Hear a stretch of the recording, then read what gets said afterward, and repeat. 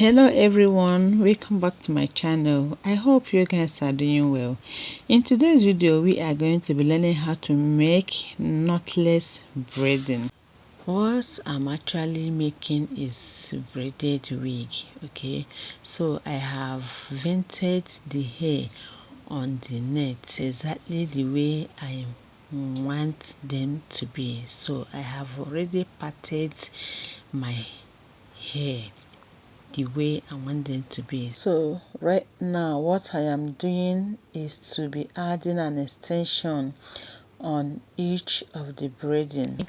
So as you can see, I'm forming a loop with the strands of hair that I'm using, and I put the loop in between my middle finger and my index finger. Okay, so when you form a loop with the hair, you put them in between your index finger and your middle finger, then you braid.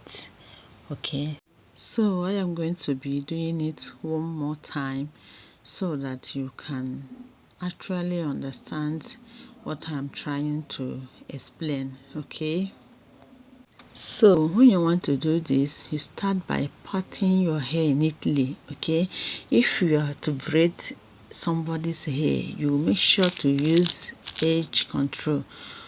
All right, you use a gel to smoothen the hair so that it will be neat. All right, so right now I pick a strand of hair that I want to use and I form a loop. Okay, then after forming the loop, I put it in between my two fingers, which is my middle finger and my index finger. But the finger that I'm actually using to hold the extension is actually my index finger. That is the one I'm using to hold it properly. I'm just putting it in between the index finger and my middle finger, but I'm using my index finger to hold the extension before braiding. All right, actually this is the most simplest way a beginner can learn knotless braiding. Just like I said before, if we are to make somebody's hair, it's advisable to use gel.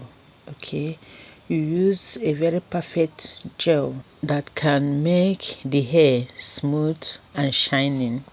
What I'm making is wig. I don't need to use gel on it, but at the end of the braiding it's going to be very fine, trust me. Don't forget to be adding your extension as you braid, depending on the length you want. Alright, if you want it longer, you keep adding your extension as you braid. Okay, one more advice: if we are to braid a wig, always make sure that you vented your hair according to the style of the wig that you want to make. Alright, it's very important. In that way you won't be having issues or problem with your wig. Okay, so make sure to vent your wig according to the style of the hair that you want to make. Okay, being it Ghana weaving or all back or one like this one I'm making now. So make sure to vent your hair. Make sure to vent it according to the style of the hair that you want to make. Alright, once again I want to thank you all so much for tuning in today. If you're new here, you are highly welcome to this channel. Please don't forget to subscribe to this channel. Just click on that red subscription button below this video to subscribe to this channel for more interesting videos. And to my all returning subscribers, thank you so much for always being there for me. God bless you all. Do me a favor by liking this video. Also let me know your thoughts by sending me a comment in the comment section below this video. The next thing I'm going to do is to put this in the hot water before coiling. and I'm going to be posting the process of the coiling for you guys to watch, because I'm going to be making a French coils with it. It's a process that you will not like to miss. Alright guys, see you in my next video. Bye bye.